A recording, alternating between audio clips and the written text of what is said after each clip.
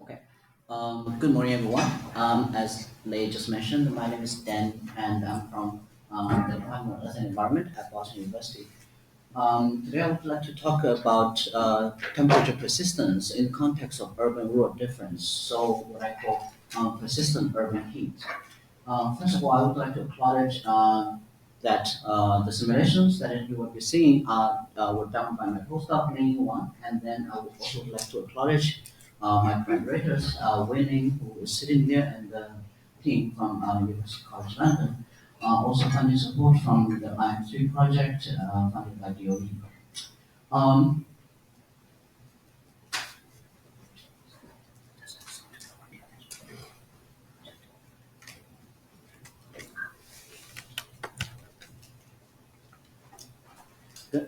Okay, so the motivation of this talk is really that most previous work on urban heat islands really just focus on the magnitude and time and seasonal variations of urban heat islands. On the other hand, the difference between the urban and rural temperature in terms of other statistics, in particular this temperature persistence that I'm going to talk about at scales of multiple days remains mostly unexplored. So the question that I'm going to ask today is quite simple. Is there any difference between urban and rural temperature in terms of their persistence, and what is causing this difference? Okay, what do I mean by temperature persistence? Well, you can broadly think of it as the tendency of a temperature anomaly to essentially extend for some period of time. And in this case, we will be only looking at not diurnal scales, but at multiple daytime scales, so over different days. And for example, you can look at a synthetic generated temperature anomalies, and what you're seeing here basically is kind of like a temperature anomaly generated synthetically over 1,000 days. And then you can ask, okay, how do we quantify essentially a temperature anomaly on one day? Let's say on this particular day where the temperature anomaly is actually 0.5 degree warmer than the climatology, how long it's going to last? Well, one tool that you can use is the so-called autocorrelation, where you can say statistically, I'm going to calculate the correlation between my current time series and then a lag time series with the lag of different quantities, in this case, different days. You can see that in this case, when you take a lag of one day, your correlation drops from basically 1 to about 0.9, which means that statistically speaking, you have the R square between, well, your correlation between today's temperature versus tomorrow's temperature is about 0.9. That's essentially how you can think of this autocorrelation. And not too surprisingly, as this time lag becomes longer and longer, it becomes less and less correlated because today's temperature is not going to affect too many days later on, right? Okay, so that's kind of like the basic idea of temperature persistence. But the reason we select the temperature persistence to study is because this has been actually studied quite a lot in the climate literature. In fact, Professor Klaus Hasselmann, the physical oceanographer at Max Planck Institute, got the Nobel Prize in Physics in 2021 for his contribution on looking at almost exactly the same thing. So what was the theory that got Hasselmann into the Nobel Prize? What he was thinking is that imagine the Earth system's temperature evolved following a simple equation looks like that. On the left-hand side equation, you have the change of the temperature or the tendency. On the right-hand side equation, you essentially have two different terms. The C, you can think of it as a forcing term. And then you have a basically return to isotropy or return to equilibrium term or the damping term, that is the negative T divided by gamma. And you can see this gamma must have a unit of temperature of time. So that's what we will be looking for in a minute. Well, what Klaus Hasselmann's theory was that even if the system of the Earth's listed ocean is driven by completely uncorrelated weather noise, white noise in sea, then the system will develop this slow variation in the temperature. This explains why, even though weather is not predictable for or after 2 weeks, but the climate is still predictable, even though the climate is even longer than the weather, right? So that's essentially the fundamental basis of us doing climate change simulations. Using the same idea, you can actually show that mathematically for this particular temperature model or this equation, the autocorrelation in the temperature series will follow an exponential decay. And the decay rate is completely controlled by this gamma, which will be called at the persistent time scale. So going back to the example that I showed earlier, this is actually a synthetic time series that I generated using exactly the equation that I showed earlier with the gamma of 10 days, and then the C is just some white noise. If you look at the autocorrelation, you will see that it actually follows the exponential decay, which is the theoretical red curve. And by the time you reach this, the persistent time scale, your autocorrelation drops to about E minus 1, which is what we call the E minus 1 time scale or E folding time scale. So essentially, you can use this gamma or the drop of the autocorrelation to indicate how long this temperature anomaly is going to persist. And the reason we're interested in this, of course, is because this persistence of temperature is exactly why heat waves are lasting more than just one day, right? It's not hot days, but it's actually consecutive days. Okay, so using this idea, I'm going to apply it and compute essentially the temperature persistence using outputs from climate models. You can do this for observational data, but we choose the numerical model, of course, just to avoid complexities of dealing with data gaps, etc. In this case, we use the community land model, which has an urban parameterization and is the land part of the community earth system model. The community land model represents in each grid cell the land cover variability using the so-called tiny or mosaic approach. So you can have an urban temperature and then you can have a rural temperature within the same grid cell. We output the data at daily mean time steps in the historical period from 1991 to 2010 at about resolution of 100 by 100 kilometers, so 1 by 1 degrees. And we only analyze grid cells in which we do have urban fraction a little bit more than 0.1%. Okay, so now that you have the data, you can say, let's pick one grid cell and see how the results look like. On the top left, you're looking at essentially the seasonal cycle of this 20-year simulation of the urban temperature and rural temperature, right? So there's a strong seasonal cycle over 20 years, and that's essentially the climatology. You can probably see the difference between the red and the blue line, which are the urban and rural, respectively. But if you take out the climatology and you can start to look at the variation of the temperature anomaly, which is showing on the top right, you can start to see that the temperature anomaly looks a lot noisy. This is what we call weather noise in climate literature, right? Then you can start to compute the autocorrelation of the temperature series of the urban and the rural, and then you can see how at what time scale the autocorrelation drops to this E minus 1. And in this case, it's about like 3 days, which is also quite intuitive because, if you think about the typical meteorological events, it's about like 3 to 5 days, right?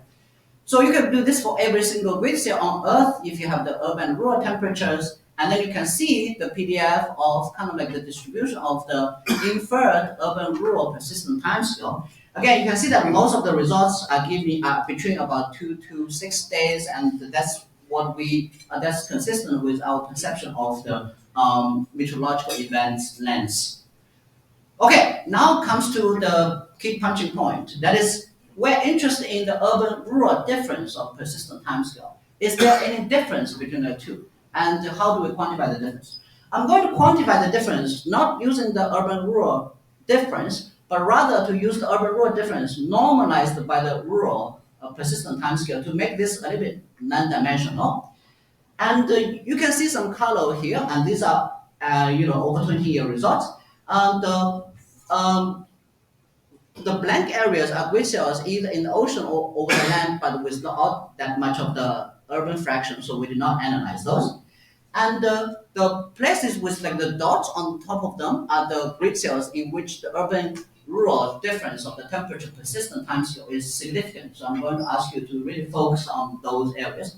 If you look at this figure a little bit more closely, you will see that they are mostly in the tropics, right? Like Central America, Northern Africa, and then Northwest Africa, and also India and then Southeast Asia. And if you have played with this particular model, the CLM, community land model, long enough, especially the urban part, you know that the model actually prescribes quite large so-called thermal intermittence or thermal inertia in those places, especially in the roof part, to represent sort of like the metal roof type of scenario.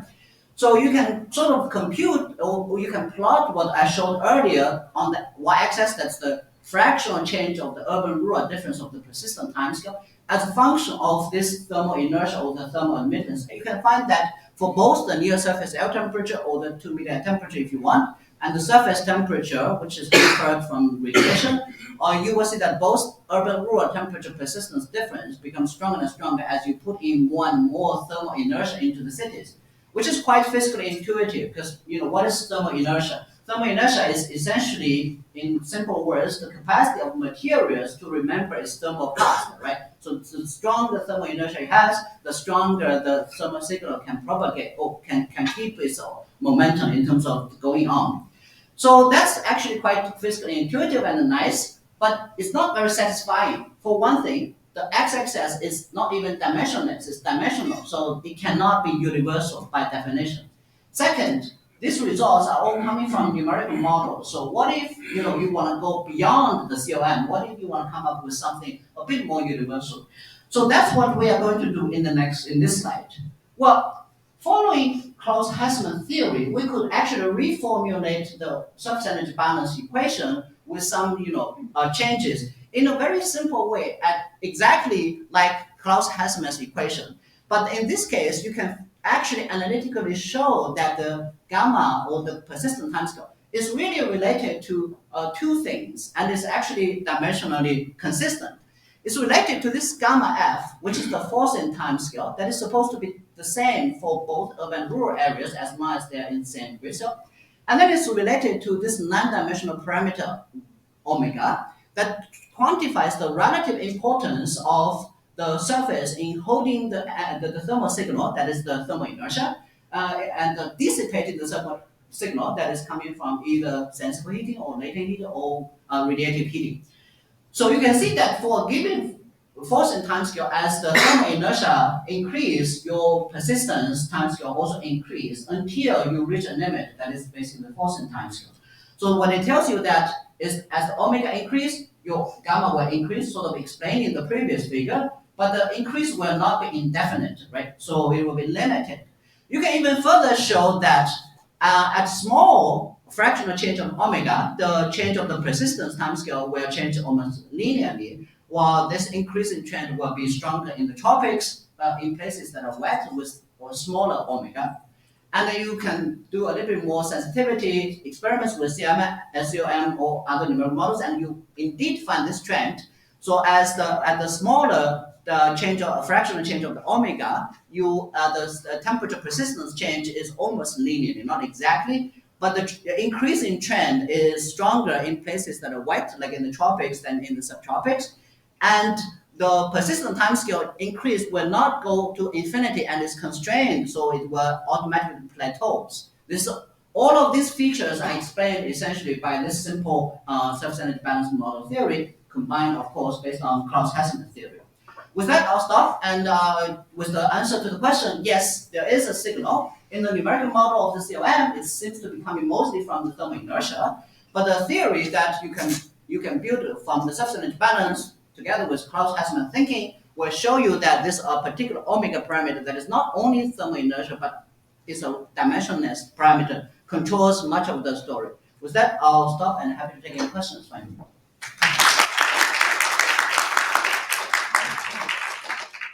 Any questions? Jessica. Okay, maybe James first and then Jessica. Sorry, Jessica. Jimmy. So that's really interesting. I remember a long time ago, so Tim showed that the heat island was sensitive to thermal events of the rural area because of moisture. So can you detect that here? Because you were talking about roofs, but what about moisture? The well, broad picture, yes. The urban-rural difference of the persistent time scale will be very much related to the urban-rural difference of the omega. Then it's related to the urban-rural difference of the thermal inertia. Then you will need to consider the material difference and then the soil moisture difference between the urban and rural, because the thermal inertia on the spectrum of the thermal inertia, there's a metal that is very large, and then concrete, and then water, and then dry soil. So the parameters are aggregated over urban and rural, so that all of these factors are somewhat reflected. But we did not look at specifically, if you want to just isolate the soil moisture effect. I don't, we did not isolate just the soil moisture, but the soil moisture effect will be reflected in the parameter that shows. Does that make sense? Yeah, I mean, I guess in a first order thinking, you might say that urban area doesn't change with time, but the rural area could with the moisture. So would that then affect the persistence? It will. It will. The figure showed though there was mostly about spatial variability. So let's look at how a city with a lot of concrete versus a city with like a metal or with like less concrete basically. While if you want to look at the time domain, it becomes a little bit more too challenging to even to say what is the climatological thermal inertia for the city versus the climatological thermal inertia for the rural areas, because then you have to consider the soil moisture change. But you can get a first order estimate of those. Let's say you use the climatology of soil moisture and then the climatology of the soil properties to compute the thermal inertia. That's at least how I think we would do it. Thanks, Ron. Yep.